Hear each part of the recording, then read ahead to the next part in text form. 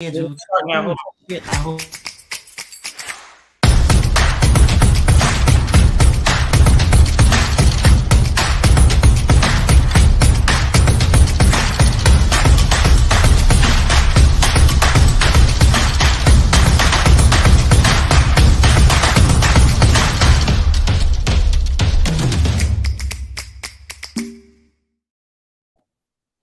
Hey now. All right. I hope it kind of didn't hear me say like a little bit of a bad word right before we started. You might have. You know, this thing don't give you like it just be like boom, you know. And I was like, oh, we broadcasting. So hopefully you didn't catch that hopefully you didn't catch the beginning of that. So this is our recap show. We said we was Sandra Sheffrere. Narnique, Nikki Grant. You can call me Nikki. Recap show. So we had a candidate for school board for District 1, Rod Velez.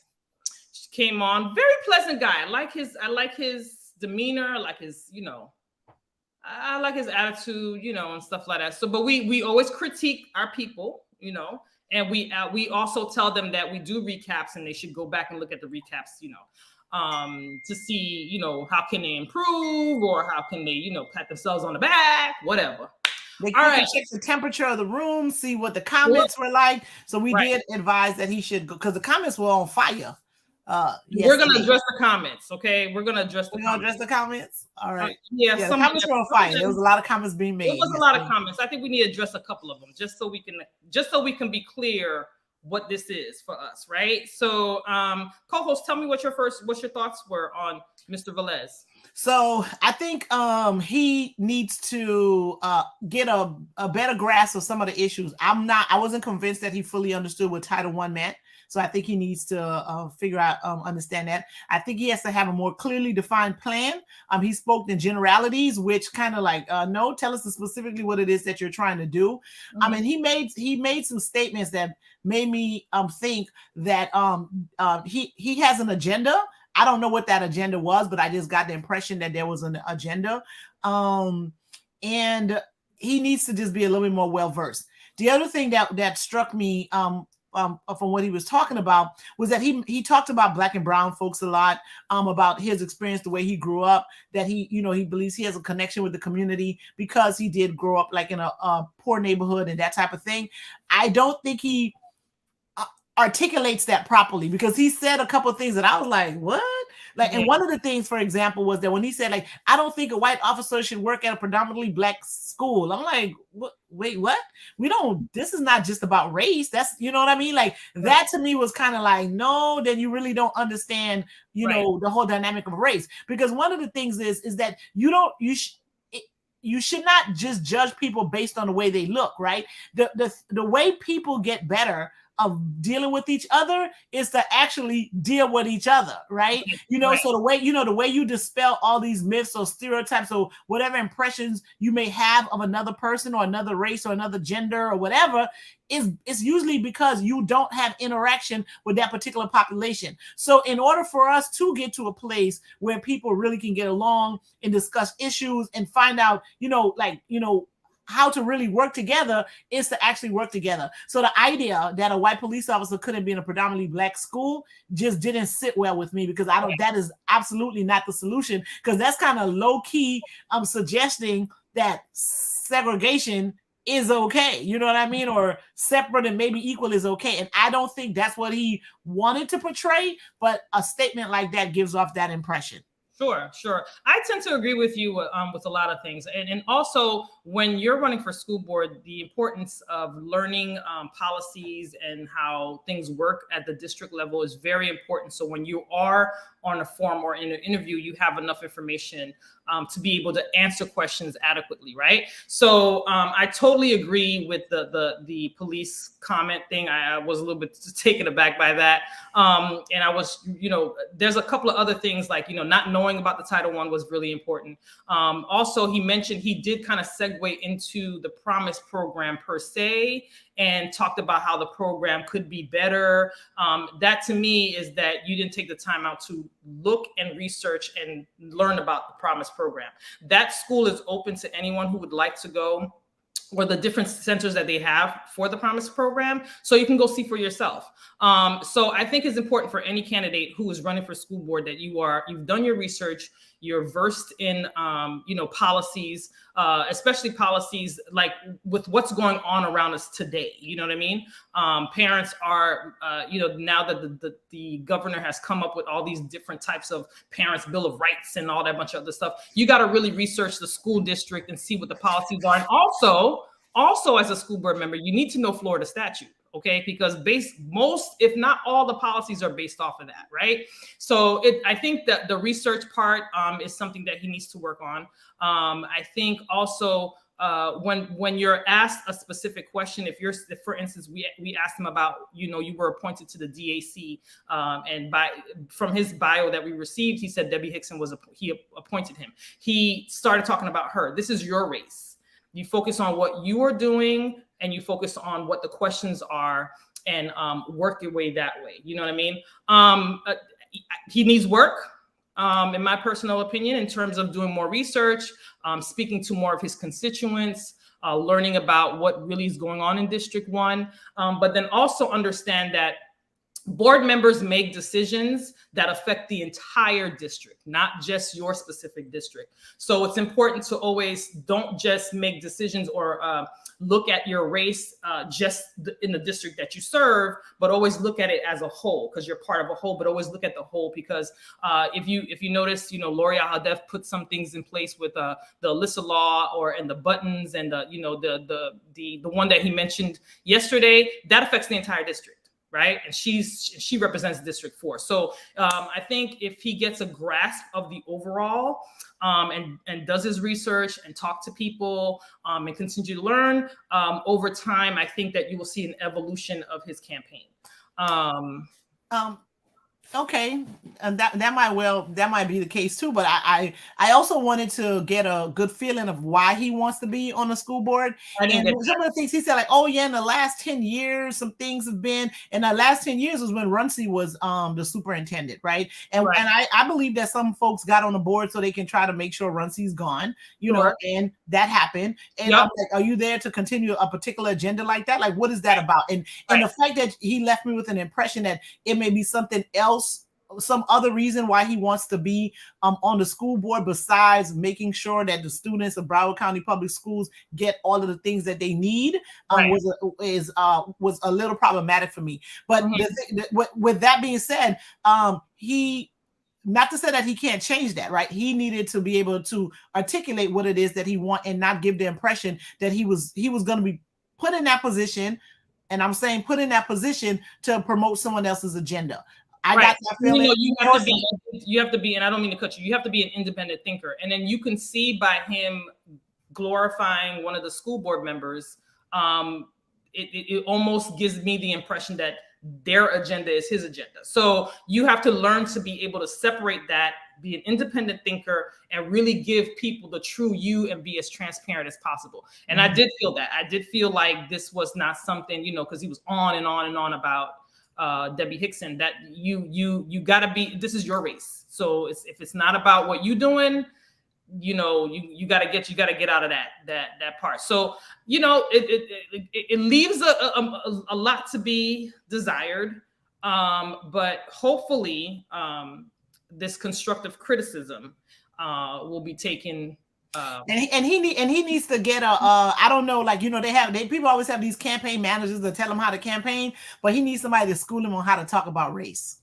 Yeah, that's important. Because I just gave that one example, but it was a whole lot of it was a lot of problems with the way he talked about race. Sure. Yeah. And if people like to call it a minority majority county. I don't believe I'm a minority. Like, I don't subscribe to those terms, but just for just for numbers sake. Let's say if you're in a minority majority county, you need to be able to have a conversation about race that's clear and that's sensitive and that's appropriate and that's not offensive. Agreed. Yeah. That was So that was thing. And I don't know who are the people that's support him, not supporting him. I don't know, but the chats was on fire. It was on fire. And we did ask some of the questions on the chat. One about mandates. mandates on mask and mandates on vaccine. And then we also talked about critical race theory. That came up a couple of times. Yeah, so he said he supports the mask mandate, but he was like he couldn't support like mandating people to get vaccines. Correct. I think that's what he said. I think that's what he said too. I'm going to concur. There was a lot of there was you repeat people asking the same kind of questions about critical race theory, and then you also had people who make comments. One of the other comments that was like a little too thing is when he made a comment about teachers being paid based off if they're a good teacher versus a bad teacher. That didn't sit well with a few people. A bunch of people got some calls and some text messages. So yeah, that you're gonna have to, really look at how it works in terms of teacher pay and what's going on in this state, and answer that question accordingly. Okay. As far as the chat goes, so there was a couple of things on here. But I think that teacher pay thing based on merit, that was something that Rick Scott had actually talked about before when he was the governor of the state. Because remember, they were gonna base teacher pay on student performance and all of that type of stuff, and people were just like, "Wait, what you doing?" Right? So there have been talk of something like that, and I don't believe it was popular then. Right, because some people have, like I have a daughter that's special needs. She's gonna learn but so much, right? And that doesn't mean that the teacher is not doing a good job. It's just that she gonna learn but so much. And so, should a teacher not be able to get paid or get a raise or get promoted or do something accordingly because they may have a group of students that just have learning they call them learning differences now, not learning disabilities. They keep changing the words on me. Learning differences, and they don't get promoted or whatever. I don't necessarily know, but that's not a new idea about paying teachers base. And then the other thing that there's a flaw in that whole idea too is because it's still it should be an objective way that's done, but depending on if the principal like you or they think what you do, it's so many things, so much personality politics that can come in to a determination like that I don't necessarily know if that's the way they should do things. I totally agree. To me, I don't think as a teacher, I don't think that I should be based on like if a child does well on a test or not. Because kids, it. Sometimes they test well, sometimes there's kids that test very well and kids that don't test well. There's so there's so many variables. So to put that on a teacher is a little bit, not a little bit, it's unfair because I don't think that's how teachers operate. So yeah. If you do get a chance to watch this, Rod, we did speak offline via text, and I gave you some critiques. Miss Sandra's giving you some critiques, and I didn't talk to him. I'm just saying what I'm saying. No, you're saying right now. Yeah, right now. Miss Sandra gave you some critiques right now. So hopefully that will be received as constructive. And we welcome you back because we did tell him he can always come back. So when things starts to rev up, come on back. And I've been interviewing candidates. I've been interviewing candidates since last year. Yep. And I've seen, and there are some of the candidates that I spoke to in the very beginning. I saw the growth. By the time, when I saw them on forums, I was like, okay, they got that, so, and then, if it's still new, it's the first time, sometimes you're just not really comfortable with that setting. The more you do it, you get better at it in the sense that, you miss more comfortable in having the conversation. And sometimes you don't even realize that there's some issues that you don't fully understand because there's some things that I know them, but when I have to explain it to someone or explain it to the public, I may have a difficult time explaining it. And oftentimes you don't realize that you can't explain something until you're in a situation where you have to explain it. So, we'll give him that grace, and that it could have been something like that. And, as we continue to do this and practice, by the time we get closer to the election, I suspect he'll be, do well at the panels.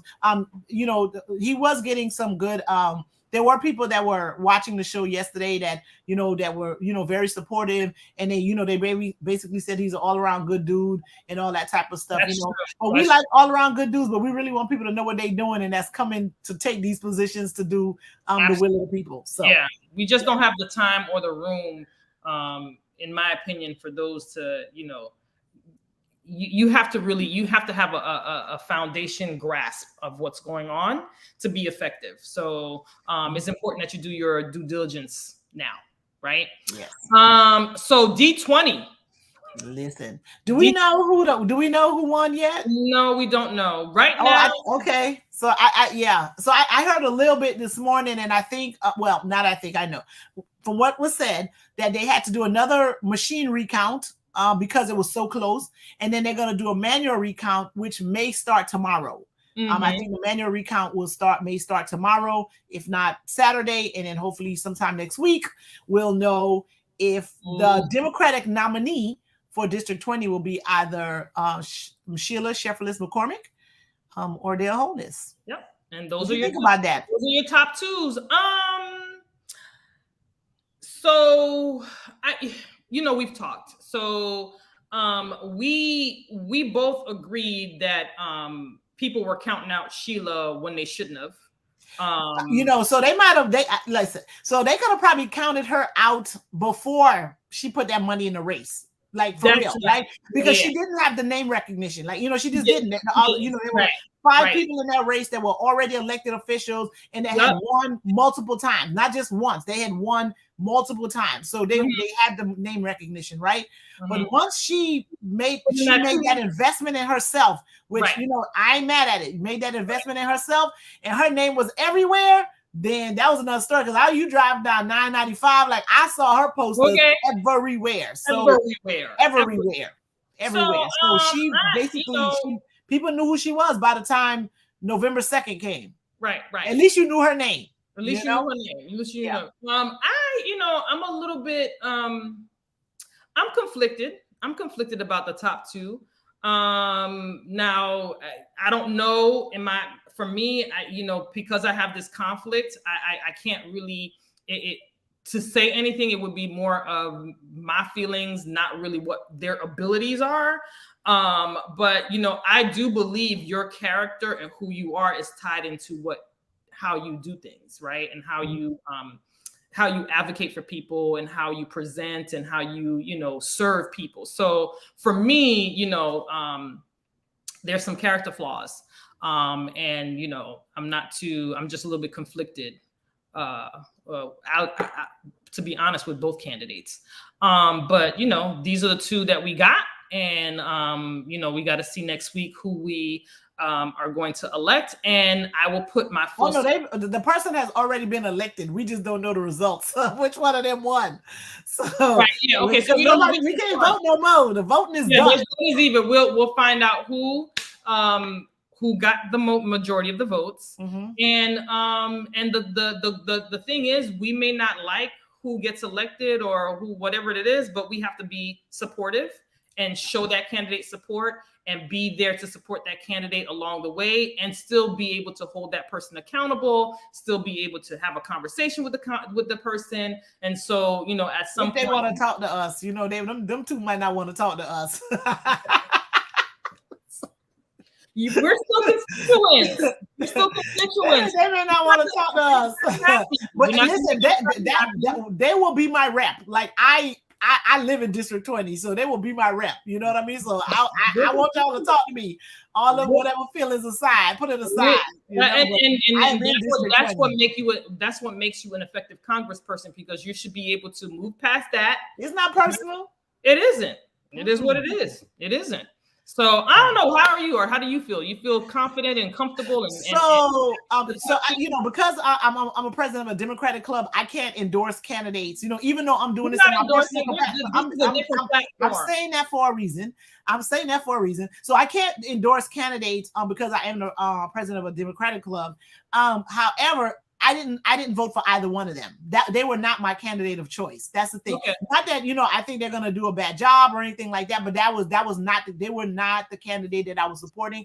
I was hoping somebody else won that seat who I thought was more qualified, who had all, you know, you talked about character, the type of person, hardworking, you know, have really put in that work, had been an elected official before. And so I supported a different candidate. I mean, but this is where we are. This is who we have. And, you know, I wish them all kind of success, and I wish they do the work that the people of District 20 needed. But, you know, just full disclosure, they were not the candidates that I voted for. And we had an opportunity to speak to, well, it ended up being 11 Democrats on that ticket. We Right. spoke to 9 of the 11. One of them no one spoke to, and he came in 11th place, as he should have, because who heard of him until, you know, a few days before I saw some signs all over the place. I'm like, bruh, okay, that's not, you can't win like that. And if you won like that, I'd have been big mad, okay? So he came in 11th place, as he should.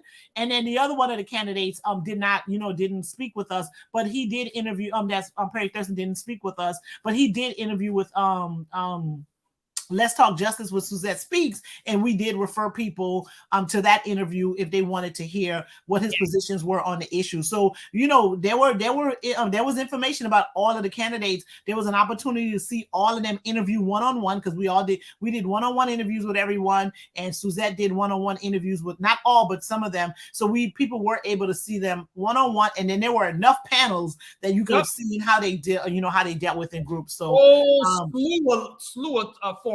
It was a lot of forums, yeah. So yeah, but they, like I said, I'm here, you know, like I live in District 20. I want them to do good things for District 20. I want them to do good things for the country. I want them to be one of those voices that's in DC that really help get this infrastructure bill passed, George Floyd, voting rights, you know, prosperity plan, all that. You know what I'm saying? All that checks. You know, so I definitely would like to see all of that happen, because again, I am a resident of District 20. Absolutely. So it's to be continued for District 20 results, and so hopefully maybe by Wednesday when we do the show on Wednesday, we'll know who's clinched the final votes, and so we'll talk about that. You want to go next week? We have a great guest next week. We're going to have another school board candidate, Raymond Adderley. I'm really excited. That's gonna be so good. I'm looking forward to that. I am looking forward to talking to him. I think it's dynamic, and it's great that this high school student who graduates, I think this year, is running and really has a great chance to win and at large. And he'll be a legal adult by the time the primaries come. So don't worry about it. He will be 18 by then. Yes, he will. He will. And so we're excited to talk to him. I can't wait. Like I really can't wait. So let's deal with some of these chat messages real quick. So somebody by the name of Sarah Demora said, critical race theory is just that, a theory teaching children that racism and disparate racial outcomes are the result of implicit bias embedded in this country, in our system. Okay, sis. She also goes on to say that it's being implemented through keyword phrases, ideas, and concepts. The workaround is not called CRT. Do your research, check your children's curriculums at their schools. Well, we're gonna stop and talk about that, or you gonna just keep running down what they're talking about? This is the same person. I just want to talking about the same thing or something else. Yes, same thing. This is there is no CRT curriculum. Implicit bias training is being implemented in the current curriculum.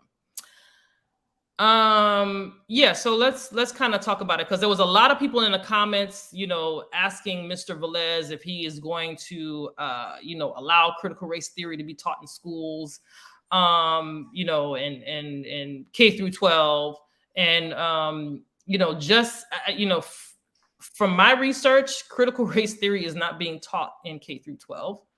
And that's a fact. It's not what I'm thinking, is not what I feel, is not my opinion.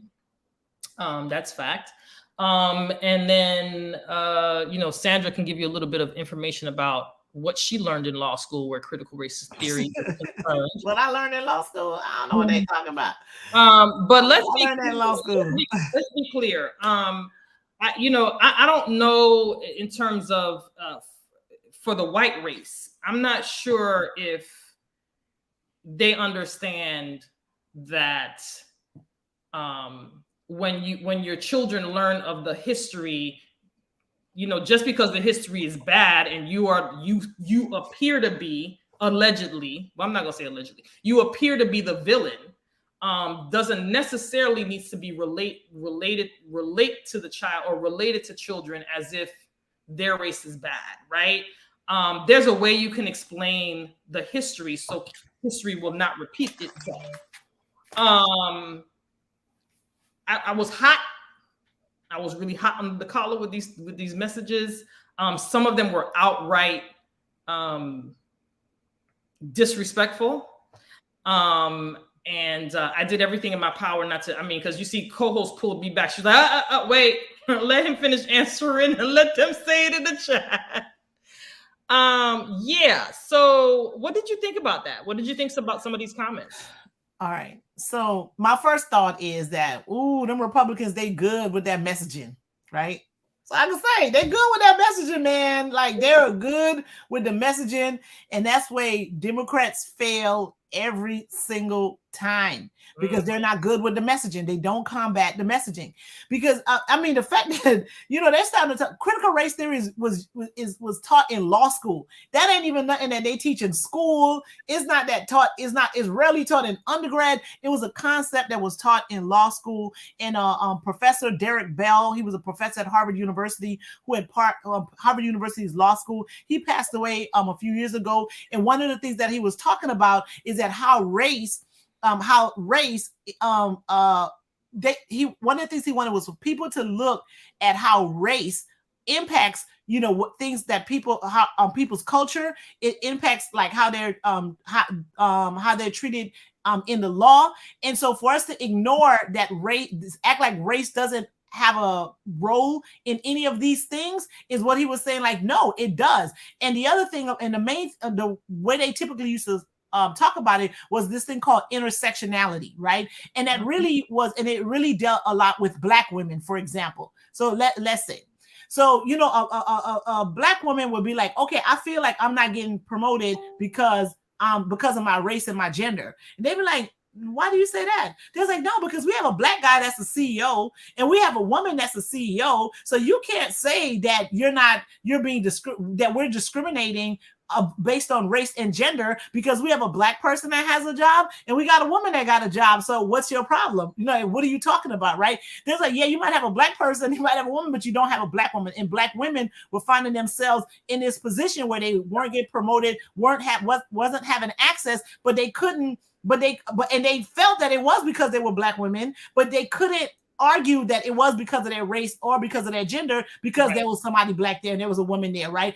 So that's about that whole intersectionality of where race and gender came into play.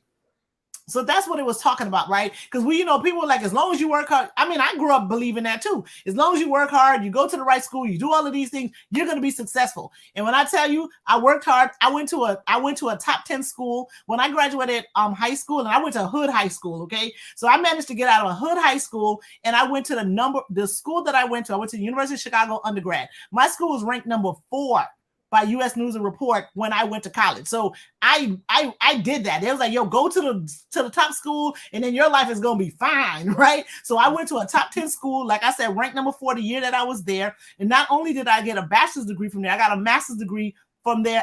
By the time I was 21, I had a bachelor's and a master's degree from the University of Chicago. So with that being said, and you can't say that I'm not ambitious or I wasn't a hard worker. Because remember, I started off saying I went to a hood high school and I managed to go to a top 10 school. And then they can't say like, oh, they had to lower the standards to let you in. No, you can't say that either, because I left that place with not only a bachelor's degree, but I also left there with a master's degree. They ain't just giving them away to people who ain't got no sense. We had to work hard for our right. degree. So once you say that, you be like, well, you would think that my life was, and I ain't gonna act like my life ain't fine. But but there have been certain opportunities that I know I didn't get because of my race and the fact that I'm female. And I can give you a classic example. So I have one of those names that you can't necessarily tell what I am if you just see my name, right? Because my name is Sandra. That everybody, they got Sandras all over the place. And my last name is French. So if you live in Miami or in a place where there's a predominantly Haitian population, you may be like, you would probably say, okay, she's probably Haitian before you say she's French, right? Just because, like most times, there's a lot of Haitian names here. But other than that, if you're not in and I went to a city that it wasn't a really big Haitian population there. So if you see my name, you cannot necessarily tell who I am. And if I didn't put that I was part of the Organization of Black Students or the, Black Lawyers Association or something like that on my resume, you can't tell what I am. I'm not talking about something that somebody told me. I'm talking about what happened to me. I've gone into interviews and they're like, who are you? I was like, well, I'm Sandra Sheffrey.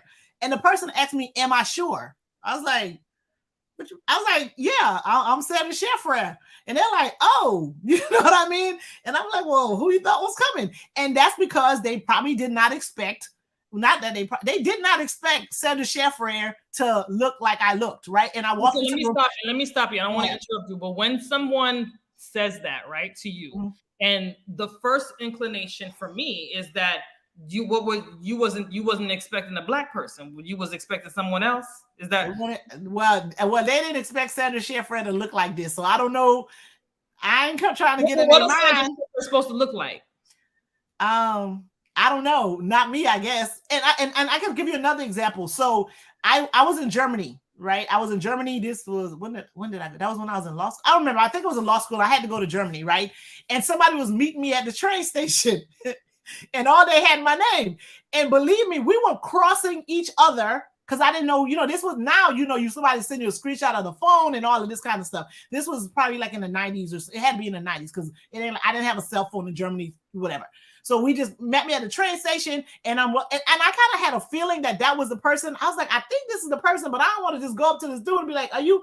And then finally, like, everybody's gone. And it's just we're left in the train station. So you came to pick me up. I'm supposed to be meeting someone. So we're like, he goes like, oh, you wanted who I was looking for. I was like, okay. He said, but your name's Sandra. I'm like, okay, yeah, that's me. And so I know that sometimes, just like my name, the people will see it and they don't necessarily expect my name to look like me. So that's why, again, so that's why I'm talking about the fact that there is an issue of like race and gender and all that. And that's why they used to talk about critical race theory, because people used to act like, no, race doesn't matter and race is not a factor. It is. It does play in. And the other point was the person was talking about implicit bias, right? Implicit bias and critical race theory is not necessarily the same thing. And implicit bias basically just means, and the reason why it's important to have that self-awareness of implicit bias is because a lot of time we're walking around in a space judging people, like cutting them off, not even giving them a chance based on something that we're not even aware of, right? And I teach it in the class. I teach in the criminal justice program, and I teach it in my class. And I started off, and I don't get into like the race and the gender and all of that stuff because that's heavy. I talk about, I asked and then now you can't, like, because we have to be conscious of like same-sex couples and all that kind of stuff. But typically the way I used to ask that question was I would ask women, would they date a person I would ask the boys, the men in class, would you date a woman that's significantly taller than you? And they'll have to think about that. They was like, well, I don't know. And then I would ask the women, would you date a person that's significantly shorter than you? And a lot of them would say no. I'm like, well, you don't even know the person. You're gonna just like not even have a conversation with them, not get to know them, not find out if you guys are compatible and all of that, just because you just looked at a physical characteristics and completely cut them off and didn't even give them an opportunity to find out more about them or get to know them. And a lot of times they be like, well, I never thought about it like that. I'm like, well, that's an implicit bias, is that you're walking around judging people based on their height, nonetheless, and just not even giving them a chance to even talk to you or get to know you because of their height. And that's the danger with implicit bias, and people need to be aware that they have them so they can be conscious of like what they're doing. Say, well, am I not giving this Black female or this male or this transgender person an opportunity because I have a bias about that? you need to think about, like, why didn't I even like talk to them or hear what they have to say? That's what implicit bias about. And I think, and I'm glad you mentioned it. I'm glad you gave that description, because people need to understand that self-awareness, right, is implicit bias. And when someone makes a comment about, oh, well, they're just teaching implicit bias in the schools or whatever, they're teaching children of self-awareness, and it's not just about race.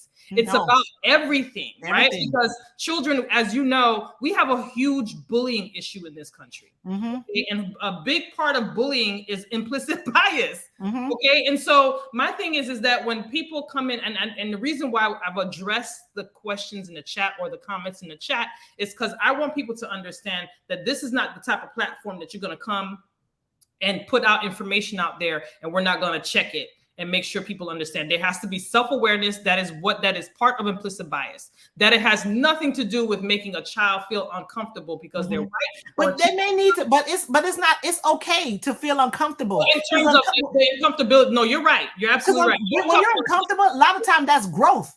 Like that can also be growth. It doesn't have to be something negative. Because like I started working out recently, right? Yeah, that's what I started working out recently, right? And I got to deal with some pain, but that pain is growth. I'm gonna get stronger once the muscles heal. Right. So being uncomfortable is not always a bad thing. Right, and that's what I mean. I mean, uncomfortable, not in a negative sense, is the way that they're trying to push the narrative, and that's the problem. And that's why I wanted to address these comments, because you can't put comments out there with a narrative as if that this is something that is so horrible, and we're like, or they're like these impressionable children are being just indoctrinated, and they start throwing these indoctrination words all over the place. They start throwing these critical race theory words all over the place, and don't have a real good grasp of what that means. And so while I shouldn't have been upset about it, I am.